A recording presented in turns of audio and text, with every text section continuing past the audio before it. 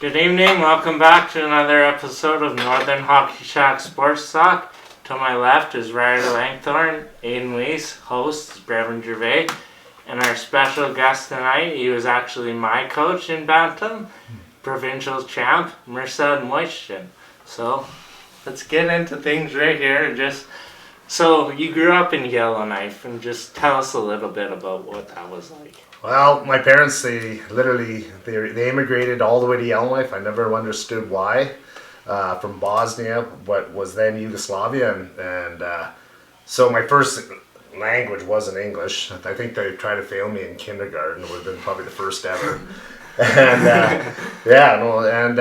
so I was just this little immigrant kid that grew up. My parents worked, just like a lot of people do when they come to these countries, 14, 16-hour days, and I was bored and I wanted to do something. These kids were playing this game called hockey at school, and I was like, what is that? They're actually rough. This looks fun. So I begged my parents for a couple years to try out and play hockey and start playing hockey late. Yeah. When I was 11, I was 11 years old when I started playing in Yellowknife. It was this beautiful little town, and winters were long there, so we played a lot of hockey. Well, what do you do in Bosnia? Well, back then it was Yugoslavia. Everyone, either you were a farmer, which was a big thing. It wasn't the richest country back in there, but it was good. Like, I went back so many times, before the war and after the war. I was there too because they had a big civil war in 91 to 95. It's a beautiful place. It's a lot of history. It's where my family comes from, so I had a lot of family when I went there. I never had really cousins in Canada. They were always over there. And I went back lots and fished and hunted lots. The deer there are about the size of a dog. It was pretty funny. And after you shoot a moose, you're like, what are we shooting that for? But yeah, it was good. Like, Bosnia was a great place, and it still is. They rebuilt after that war, and it's good stuff out there. Okay. So, growing up in Yellowknife, did it make you more tough, for say? Well, yeah, because there used to be when they say, oh, there's a school fight going on. It was actually one school versus the other school, and there was 30 or 40 of us to be going right at it, right? It was a very tough town, and a lot of multiculturalism in that town. There was a big wave of, I remember too, I was probably around grade 6, a big wave of Vietnamese people moved into town, and they came in guns blazing. They wanted to fight everybody. So, the schoolyards, that's what we did. It was a different time, right? And it was a mining town, so everybody was pretty tough and blue collared there. Yeah. So, what was the population like when you moved there? Well, when you were growing up, about 10,000. It's now at 20,000. It's a pretty nice little town. It's got big buildings and stuff, so you would think it's bigger, but it's only about 20,000 people. So everybody knows everybody once you get in one fight. Pretty well, yeah. And just it's a small enough town where you know what people drive. You know if they put new tires on their wheels. Oh yeah, you put new tires on, eh? That's how small it is, right? But there's one road in, one road out, and over the last about 10 years, that road's been closed down 2-3 months a year. Before they put the bridge in, they said Mackenzie River, they used to have to fly. You have to fly out. You're closed, seized in there. Now they got a bridge, but now it's just forest fires. Everything closed that highway down all the time. So that's too bad. What was the hockey like? Huh. When did you play there until? Yeah. Okay, I love it. When did you start? Did you start? I started 11. I started 11. Okay. Yeah. Okay. Pee Wee back then was 13, 14. No, yeah, 13, 14. 12, 13 at that time was Pee Wee. I started 11, second year Adams, and then I made the Pee Wee kind of rep team my second year. And then my third year I played Pee Wee. We played in the Bantam League. I actually went to the Quebec tournament in Quebec. It was great. It was quite an honor to do that. It's a long ways away. But hockey, what it was like actually my coach was a taxi driver, but he had a hidden talent. He was a magician. And that was pretty well all I learned was he told me about, the fairs that, the people he was picking up, as the coach would tell you those stories. And he did magic tricks at the team parties. It was pretty interesting. That's pretty awesome. You ever cut anybody in half? No. Yeah, but it was like it was a funny story when I was in Pee Wee, my second year Pee Wee. I had a younger brother, and he was, my mom would have to take care of him in the morning. We had the morning AM practice, and my mom would be like, "Okay, you just take the car." So I get out, start the old car, the old Buick, and get her all going. Let it warm up 15 minutes, drive myself to hockey. And it was probably about 3 kilometers away, but my parents owned the only body shop in town, so I think I had a little leeway there. But I'd be getting out of the car and looking over the coach, "Hey, coach," and I'd be putting my own bag out, and he's looking at me, he's like, "Don't even yell at me." Drive yourself to hockey at 13. Yeah. So how long did you play in Yellowknife for? So I played Bantam for 2 years. I played in the men's league though for those 2 years, and because there was no Bantam league. So we played rec league and playing against old men. That's probably brutal, eh? Oh yeah. Well, I still chat with all those guys when I was a kid and I played against them. But they were rough on me, and they wanted to, because I was pretty quick for that era, I would say, at playing in there, and so they always got their sticks in there, and the butt end hooks and all that stuff. But and then I moved away. When I was 15 to Edmonton, played Southside Athletic Club Midget AAA. I walked onto that team. Played a couple years there, and it was a great time. Edmonton became my second home, my training center for the summers. All my good friendships. A lot of hockey players came out of Edmonton too. So it was a big hockey culture there. And Well, that's a massive jump to go from a rec league to midget AAA in Edmonton. Like, what do you attribute that to? I scored goals and played fast, and the biggest thing I think that helped my game, well, when I was growing up, was obviously power skating. I went to Audrey Bakewell's power skating in Edmonton every summer for 2 weeks at a time. And just live there and just go to power skating, and she was really famous and popular at the time as a really good power skate instructor, but she also pushed you, and she was, that's what you need, especially a guy like me. I was so far behind the 8 ball already coming out of Yellowknife. And she was awesome. I contribute a lot of my successes just to her power skating classes, right? So it was a big jump. Hey, the first day I walked into school in Edmonton, it was Harry Ainley High School, and there was like 3,800 kids there.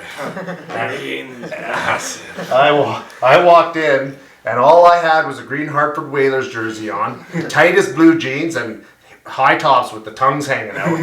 And everyone, they were pointing at me just like, "What are you dressed like?" I thought it was cool because that's what we wore in the element, right? We didn't even have cable up there, so we didn't know what the trends were, right? So it was, Edmonton was an awesome place to go to high school, awesome place to partake in, festivities after high school. It was just a good town. Yeah. So you played out your midget career in Edmonton, or what happened? Yeah, played out my midget career at Edmonton.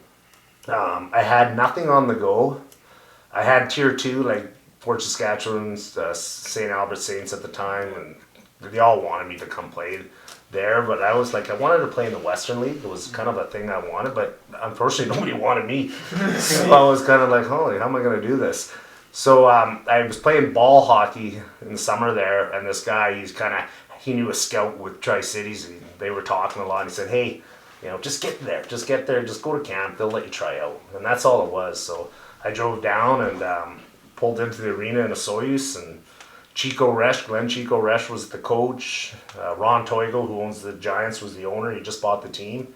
So he brought in a bunch of NHL guys, and I sat there, and my dad says, "What are you doing? Go ask them to try out." So I get out of the car, I walked over, and I was like, when I played street hockey back in the day, I was always Chico Resch because I thought his name was cool, but he was a little flamboyant goalie, so I was like actually asking my kind of idol, like, if I could try out for his hockey team. Yeah.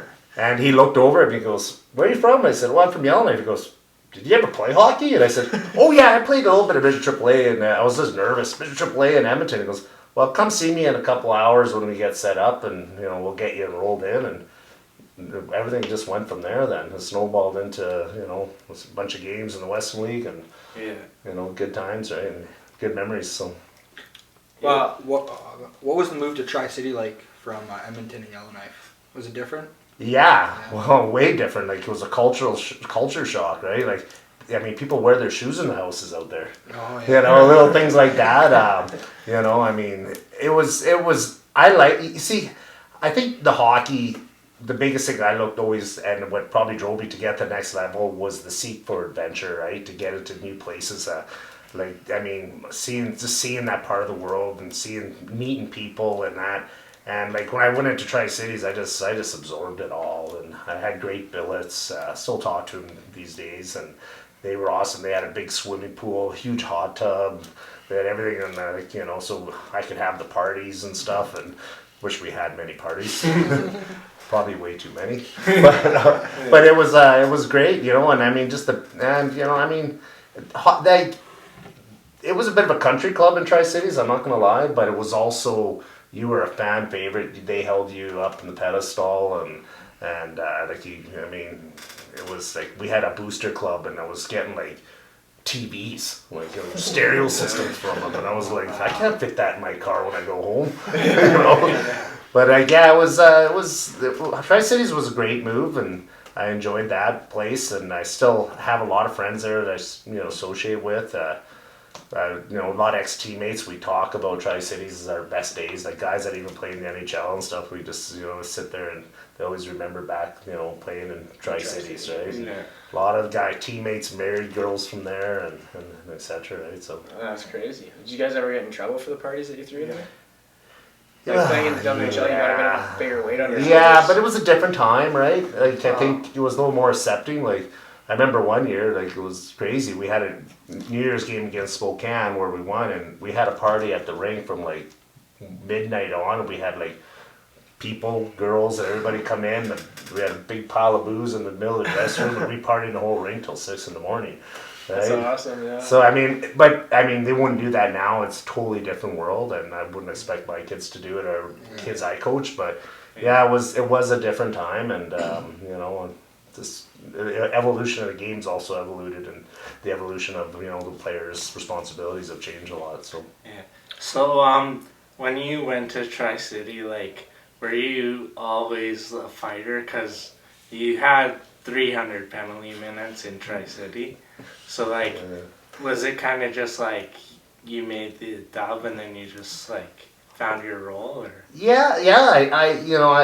I would do anything to play for the team. I think I had a heart size of a bathtub. They always said like it was always just want to lay it out for the team, right? Like what do you want? Like I'll forecheck the hell out of someone. I'll if I have to drop the gloves, I did. I think the fighting came a lot because I hit a lot. Oh yeah. So when I started running D-man and and all that, like I think most of my fights were against defensemen. Or a forward would come back and say, let's go, right? But it was, I used to love to, I still do to this day, is flip pucks nice and high and then line them up from the blue end, right? Yeah. And that caused a lot of grief and headaches and, a lot of players chase me around. And so. When you were going into that, like joining the team for that first season, did the coach kind of tell you, like, listen, this is what you're here for? No. They thought I was going to be a goal scorer. Yeah, so like in camp, we played a game in Penticton against Kamloops, and they had Niedermeyer and Sador were still there. They were just getting ready to go in the NHL, and I scored like 3 goals in the first period. And they went and found my dad. They found my dad in the crowd. It's like, we need to list him right now because there wasn't someone's going to snatch him. Right? He's not even protected. He's nothing. So they listed me right there at that game. Like halfway through the game? Yeah, halfway through the game. My dad confirmed everything, whatever, signed off, whatever he had to do. And he said, they just put you on some list. And I go, what, I'm listed? Wow. And then we went from there. We just, I just went to the next time. We were going to Seattle to play. And here on second exhibition game. Now it's getting a little tougher because there's less rookies. And I go out there and I scored 2 goals and I beat up Brendan Witt in the first period. So the fight just happened because of the hits, right? Like I was thinking I was going to be a goal scorer in this league. I was like, okay, here we go. Maybe there's some potential here. And no, the fighting just came along through the year. The coaches knew I had a role. Like our line had almost 1,000 minutes of penalties. So like we patrolled it. We took care of the team, right? But I was my skating capability. I wasn't just like a goon. I could skate back then for that game. So I got extra ice when I can. I think I got like 15 points my rookie year. Right? So I'll take that. You know, I mean. Yeah, like that's pretty. But a lot of times you only had a couple shifts a game, right? Yeah. You know, so. Yeah. In your rookie season, you scored 5 goals. Do you remember them? Like that's a pretty big. Yeah, my accomplishment first for game anybody. was Brian Sakic threw a pass over to me, and I just one-teed it in Spokane, and it was my parents had actually flew down for that, and I was pretty pumped up, and that was my first goal, and to have Brian Sakic, who at that time was the all-time WHL point leader, and brother of Joe Sakic, assist that goal to me was pretty fun, like because we were pretty good friends. He was Croatian, I was Bosnian, so we got along pretty well, and we had a lot of similarities, and That's cool. cool. So yeah, that was good. And then the other goals were here and there, probably nothing pretty. But my favorite that year in playoffs, I scored against Chris Osgood. I had a Gordie Howe in one game. Not a Gordie Howe. I had a goal assist. No goal in a fight, but I just couldn't pass the get puck the enough. Yeah, assist. so. But yeah, I mean, goals were, they just came when they came, right? Yeah. They presented themselves. I had a better second year when I was traded to Regina, and I had way more opportunity to start playing, right? So. Yeah. A lot less penalty minutes that season. What was the trade like to Regina? So how would you find out and stuff? Yeah. Oh, there's a long backstory to that one. But Bob McCammon, he was the coach of the Canucks and stuff, and Oilers, Flyers and stuff. He was a special man. He was funny as could be. You never know if he was serious or if he was joking. But yeah, he called me up and he said, "Hey, so we have a trade on the table." And I had some personal stuff going on in town, in Tri-Cities, that I thought, he gave me the option. He goes, "Do you want a Bolt?" And I said, "Yeah, sure." So I said, "Okay." So he phoned up Bill Hickey from Regina, and he said, "Bill, he's going to come." I said, "Okay, we got a game tomorrow. Pre-game skate at 10. And it was like 3 o'clock in the afternoon, so I jumped. I had an Eagle Talon all-wheel drive turbo. The thing was fast. So I loaded up whatever I can, stereo, whatever, and just bolted to Regina and played my first game the next day, got 3 points, and was like, yeah. That's a wicked way to enter the city. Yeah, and they had a good crew of guys there. Jason Smith from the Cougars was our captain in Regina, so he was a good cat, and Jeff Shantz, and there was a lot of, Jeff Friesen was my roommate there, so he played a good NHL career, and yeah, so that was fun. The trade, like part of the game, right? That's part of the game. I mean, the bucket of pucks they got probably had a lot of use for them, but for Tri-Cities. But I mean, whatever. I mean, it's just a part of the game, and like for young players, need to understand it is business when it comes down to these guys, and they are in the business of developing, but they also need to win and sell tickets, right? Yeah. So I didn't mind it, and I mean, fresh start, and it was a good start for me, and enjoyed that. Well, you got to think that the fights would help sell tickets. I mean, that's what fans look for when they go to Fans, games nowadays. Yeah, So but every team had 4 or 5 guys Yeah, those days, that right? is- That's because there's. You more just like, fighting, oh my, yeah. today fighting you or which one? Like you don't even, like one of you. Let's go, right? yeah. Who was your toughest fight in the WHL? Well, my first year was definitely Turner Stevenson. He was, Turner. I always remember. I remember saying it for years after because I would watch him on TV. I said, when I fought him, all I could hear was these grunts, and I heard it over the punches in my face. But he did a like a man punch in there, and I was like, oh man. I stood in there with him, a little bit bloodied, but you know what? He was a big man, and he had his respect. But I had to do it for my team, and it was in Seattle, right in the big Coliseum, and in the big rink there, and it was probably about 8,000 fans, and we put a show on, right? I just step up, yeah. Gotta do what you gotta do. Yeah, and that's just it, But there was other guys too. That Dodie Wood was a good little scrapper, smart. Wade Belak was tough. There was I don't even remember anymore. Brennan Wed. Like we just kind of fought whoever, right? And Get the team going, get the fans going. yeah, but also to defend your team and and set your role, right? And a lot of it still, and I imagine a lot of it when I think back was probably just I wanted to fight. There's no reason to, right? Tonight's tonight, personal. Hey, that guy, called my girlfriend. Like we didn't have texting back then. I think she told me he called her. I gotta go. I'm right. Right. So, but it was kind of. It's just the game at that time. Yeah. So you spent 2 years with I was gonna say the same thing. Oh, okay, so you spent 2 years in the WHL and then you moved on to the ECHL the next season. Yeah. What was Erie like? That's all the way across the like that Erie. Pennsylvania. Yeah. Wait, Erie, Pennsylvania. Yeah. Oh, okay. Yeah. So it's way down. It was East Coast then. Now it's an OHL team. The town we called it Dreary Erie because it was windy. I didn't see a lead because their camp started at like end of October. So after all the NHL stuff was done, so I got traded to Moose Jaw. Crazy story. I got traded to Moose Jaw as a 20-year-old. They brought in a bunch of guys, and then Babcock cut me, which whatever. But he was telling me this guy in North Battleford really wants to hang out. He wants you to play for his team. Wants to play for his team. So I was like, okay, whatever. So I was like trying to figure out what I wanted to do, but I wanted to play higher hockey than Tier 2 at the time. So I drove to North Battleford, and it was Todd McClellan, head coach for the Sharks and the Oilers for all those years. He was the coach.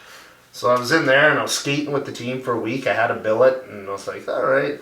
And then we went out to Senior Frogs. I bet you every town in Saskatchewan has a bar called Senior Frogs. Yeah. And I got in a tussle and knocked out a couple guys. And then sure enough, the next day, Tom McCullen calls me into this office and he's like, you got to make a decision. If you stay here to play hockey, if you want to stay here to fight, you got to leave. And I said, okay. But I wasn't inspiring to the town. I didn't want to be a part of the town, so I kind of just went home, packed my shit, and left.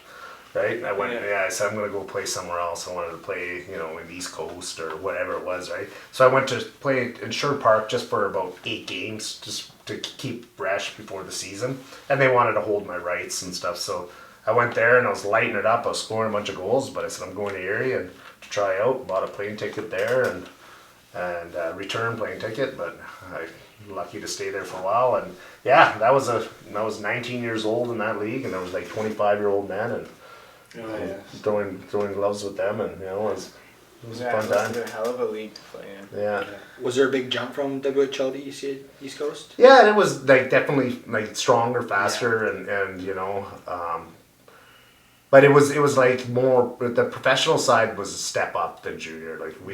Everybody had a lot more freedom. It was just all of a sudden you're doing a lot as a team all the time out there. Like there was guys with wives on our team, and there was there was like I think one had a kid already, it was different, right? So we the adjustment being young was kind of like watching a lot and seeing and learning from these guys, and and that league was there was only 3-line hockey at the time. They only carried 3 lines, so like I got a lot of ice, so I got a chance to score, but I also was dropping the gloves like regularly there. One stat that we pulled up was in your season with the Erie Panthers, you averaged 6.1 minutes per game in the penalty box. Yeah, that's pretty impressive. There was a lot of that. But that was the league, and but the funniest thing was when we played against Link Gates. Like he came after me in front of the net, and Link Gates was about 260 pounds. And I was 195, and so what happens is, you get the score, you get the sheet before the game, and you just scroll down, and you look. Everyone goes down the penalty minute ones first, eh? But I was like the top. I was like second or third in the league in penalty minutes, but I was only 19. And, these guys were men, so it was kind of fun. You had to be ready to go all the time, right? And I remember Link Gates came over and he cross-checked me. Let's go, and I was like. I don't know, man. I don't know. I'll let you just take the penalty. It's not always the worst play. So you played in the ECHL and then you came to coaching? Well, yeah. So East Coast, I asked for a trade that year, and Ron Hansis was our GM, and he liked me, and he didn't want to lose me, but he also wanted to, really kind of, he was a really old school coach, right? Yeah. And he wanted the fighters and stuff like that. For that time, he was even old school. And I asked for a trade, and they didn't trade me. They kept me past the trade deadline and dropped me that year. Yeah. I just saved, they actually lost a roster spot, so I went home, I was waiting, made a few phone calls to you gonna trade me? And they just didn't. And I had a lot of East Coast offers the next year. A lot to come back, and I was like, no. I went and played in the ACAC for yeah. at Mount Royal College, and I was actually that's where my points start. That's where I started playing hockey. Yeah. It was a really good league, all Western League guys, and I started sniping. I started getting won the scoring title in the league one year, and and penalty minute title the same year too. Just the- Not That's bad. Not good. bad. Yeah, that's a good stat. Yes. But so it was kind of that, and then coaching came after. Coaching came when I was settling down, moved back to Yellowknife, and started helping a buddy that was coaching, just as assistant coach, coming out and just trying to figure it out. You know, it's a huge adjustment from player to coach to develop and to learn. So I fooled around with that, and I got a little more serious after my kids were born, but I also didn't coach my kids, so I kind of was trying to get ahead and trying to figure it out. So I thought the biggest thing that I'd probably learned from coaching is I learned how kids grow. Like, rather than having one kid and watching them grow up and always be behind, I was actually ahead of the curve by seeing how kids act at 13, seeing how kids act at 15, seeing how kids act at 10. Where my kids were coming through, and I kind of had a little bit of a easier time, raising them. I'll say. Yeah. So I actually didn't know that you played for Royal Mountain. Mount Royal. Mount Royal. Yeah. Okay. So how many seasons did you play there? 2. I played 1 year. I did a cross school transfer, so I played at Concordia, and that was where I had a really good year. I had like 76 points, 130 minutes, and 20 games. College hockey. Yeah. But we that team too. I played in the ACAC All-Star team. We played the '95 World Junior team. And we only lost 4-2. And I had a goal and assist in that game. And That's way I was playing against some of the best players. Alexander Daig. There was so many good players in that team. Jeff O'Neill was good. TSN reporter. Joe Bonoski. Like, that team was just one of the best teams. They probably say one of the better teams at that time for World Juniors. But we got to play at the Coliseum, and like, our league was strong. Like, the CWAU team, the Canadian Western Universities, lost 7-0 the night before, right? So our league was good, and I did that, and then went to Mount Royal. I had to sit out a half year because of trading schools, and I did a year and a half there, and I was done. Took business and didn't finish it, but had a good time. School. Hockey and school didn't work together too well, because you like to party and give her a bit, right? And all of a sudden something's gonna lose, right? So I was kind of at that point. I was kind of finishing my hockey. I was done, right? I've been moved away for 7 years, and it's time to get life going a bit, right? So So when did you make the move to PG? PG was in 2014. My wife's from Prince George, Rhea. And her family was here, and it was just, we were in Yellowknife, and it just wasn't working out no more. And so I came down and bought into a business, and it was, and I said, I ran into Brian Toll, helped him out with some power skating, and he was the head coach of minor hockey, and he's like, and Brian, I love the man, he's like, I got a job for you. And I go, oh yeah, what's that? He goes, well, you coach Bantam. And I was like, oh yeah, Bantam. was like, yeah, the like tier 1 Bantam. And he didn't tell me about like all the stuff that comes along with that job. He just said, it's a great job to coach, but it was like everybody likes to stay away from Bantam. It's a pretty stressful year. But I made it through, right, and had a good time. Coach Brevy, of course, here, right? And so Prince George was a great move, just for our family, just for my kids, just for my wife, for me, and financially it was a great move. Like, Yellowknife's a pretty expensive place to live. Where you can here, I find it a little easier and cheaper to do it. One can imagine with all the shipments they have to make to Yellowknife. But so you ran in with Mike Babcock and Todd McClellan. Did you have any other run-ins with NHL staff? No.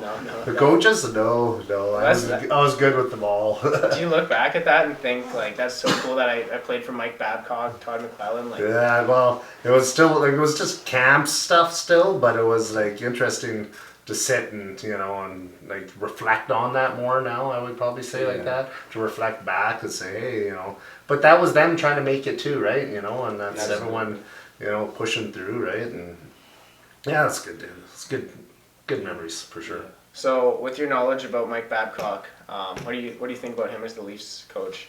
Well, I don't know. I mean, he's, how much is he making? $6 million? Too much.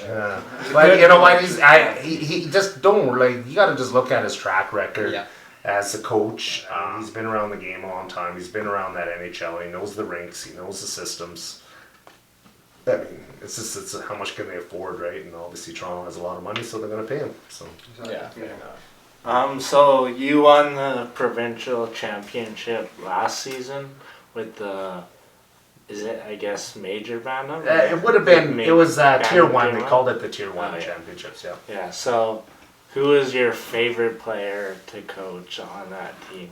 On that Would you team, say? they're all. I like them all. I really did. I mean, I like talent, but I also like effort. I like guys that push hard. I like, like guys that can handle the adversity, guys that can handle the pressure, and and the emotions. Like my one player that always made me happy, and whenever I was around, was on that team, was Scott Cousins. Just as his demeanor, is smiling, is happy, the way he took the game in, and the way he processed it out, and the way he was with his teammates, and he was always smiling. That he had a good joke. Like, he wasn't too clown, but he still had enough clown in him to make fun. You could keep a good environment. So he was a fun player to coach, and obviously Nico was great. Lamar, all those kids were all great. Ty Peters and all them. Okay, so here's the last thing. I have 5 short little questions to ask you, and you have 3 seconds to answer them. So I'll let you take a drink first. Okay, so here we go. First one, what's your favorite song? Song? Pearl Jam. I would probably say Elderly Woman Behind a Counter in a Small Town. Okay. What's your favorite food? Food? Yeah. Chicken wings. What's your favorite hobby? Hobby? Cooking. Favorite place to play? To play? Yeah. Like rink-wise? Yeah. The Red Deer Centrium. And then last, your favorite NHL team? Oilers all the way. Yeah. So do you cook a bunch of wings for yourself, or like do you I cook your always own? do. No? Yeah. I'm always Ranch and hot sauce inside? Yeah, hot sauce ranch. Okay. Oh, well, I think. Do you have any good? Do you have a good fight story one for us good. before we go here? Fight story. Yeah. Oh yeah, probably a few. Well, you can always go back into the Western League and stuff like that. But I think one of the craziest fight stories I had was when I was my last game in my first year in the ACAC, and we're playing Augustana College, and they had a goon, Prefontaine. I already beat him up early in the year, but came in the game, and I was the last game of the day. If I got 2 points, I win the scoring title. But I got 3, so I beat Scott Longstaff, a teammate, one later. But then I was like, well, let's get this shit going here, right? So I kind of went at him a few times, got a double minor. I was in the box, for roughing. And then he was on the ice, and he was chirping, and there was no glass on the penalty box thing at the Agricom in Edmonton, and he's chirping, and I'm chirping him, and I was like, well, what the fuck? I just took my gloves off and everything in the penalty box. I skated out, and I started a line brawl. And I got in a good day. It went on for about 5 minutes, and then finally the refs are like pulling me over, and in the Agricom, our dressing room, in the corner of the rink, there's one little door that opens, and that takes you to the dressing room in the corner of the rink. And the ref had me over there, and the goalie was sitting on his net, and I was being all nice with the ref. Yeah, I know, I'm done. Yeah, I'm done. So the ref wanted to get back over there because they were still kind of going, so he thought he had me out. So after he did, he turned his back and he started skating. I kind of went back and I looked at the goalie and said, what the hell? So I went after the goalie, and then, Beat the wheels off the yeah, goalie. yeah, it was just one of those. I think I had 60 minutes in penalties or something. I think, so. But yeah, it was kind of fun. That's the one I was gonna. If you look at it, it's definitely a meathead play, but you know what? I won scoring title, so I might as well had a little fun. Yeah, for sure. Okay, well, that wraps up everything for us here. And we'd like to thank Mirsad for coming on the show. Yeah, Thanks for coming on. And Well, thank you to Cariboo Cougars and Original Joes for sponsoring us.